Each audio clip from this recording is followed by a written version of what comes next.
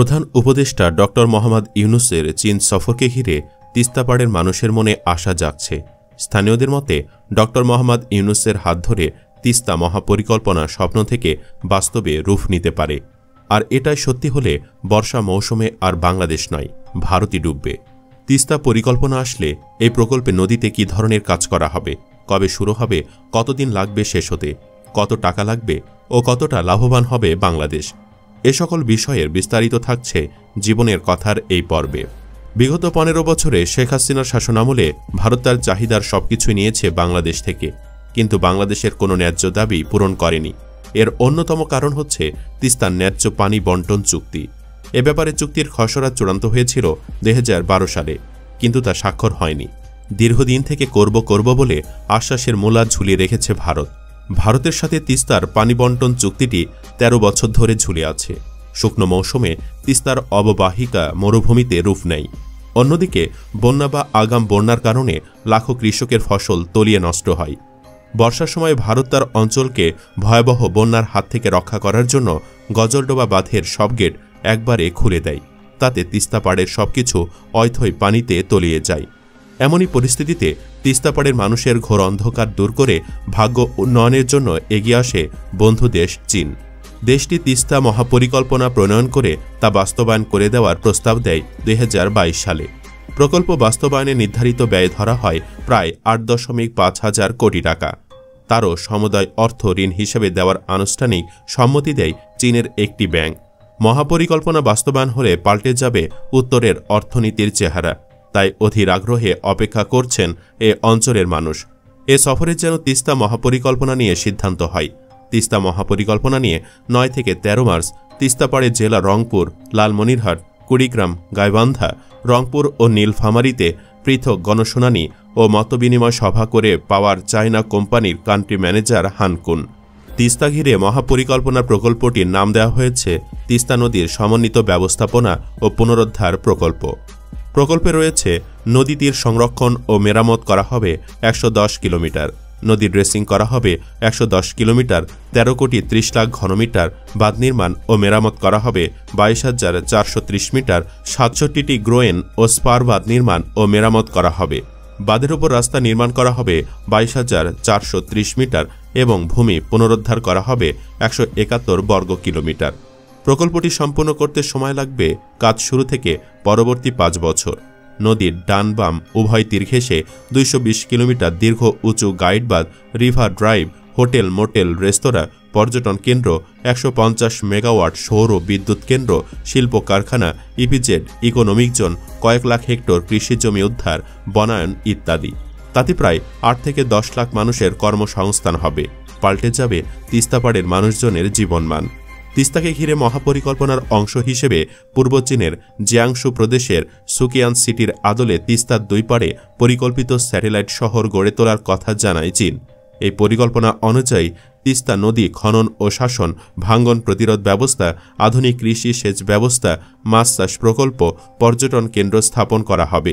ফলে উত্তরের জেলা লালমনিরহাট, রংপুর, নীলফামারী, গাইবান্ধা ও কুড়িগ্রাম জেলার আর্থিক সমৃদ্ধি হবে।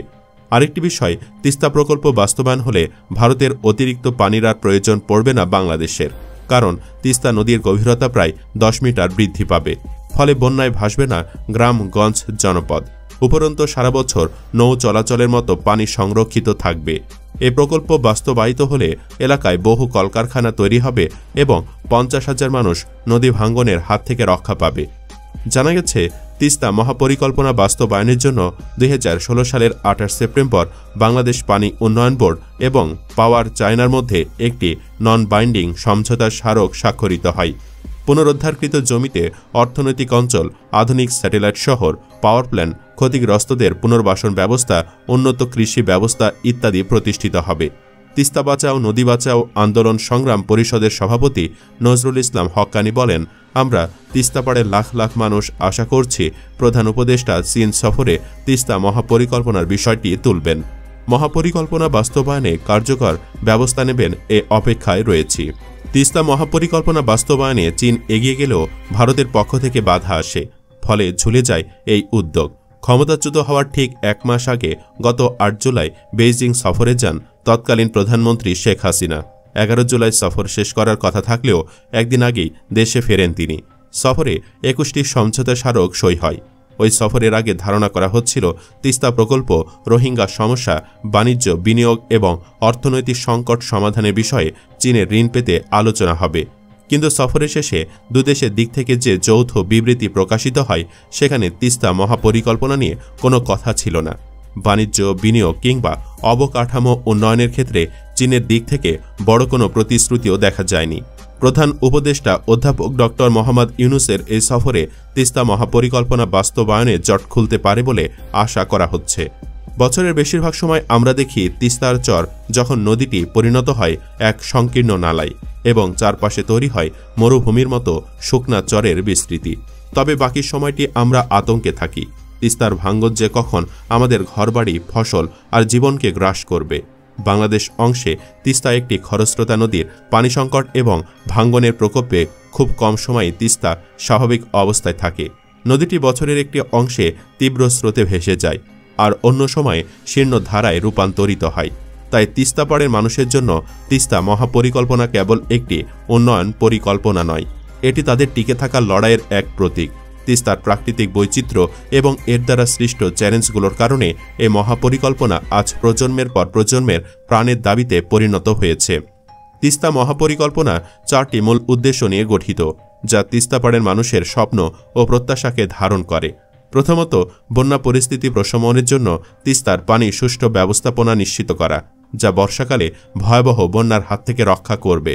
দ্বিতীয়ত, ভাঙ্গন হ্রাসের মাধ্যমে বসতবাড়ি ও কৃষি জমি রক্ষা করা। তৃতীয়ত, তিস্তার ভাঙ্গনে বেদখল হওয়া জমি উদ্ধার করে পুনরায় চাষযোগ্য করা, যা কৃষকদের আর্থিক স্থিতি দেবে। চতুর্থত, নদীকে কেন্দ্র করে অর্থনৈতিক সমৃদ্ধি অর্জন, যা মানুষের জীবনমান ও দেশের প্রবৃদ্ধিতে ভূমিকা রাখবে।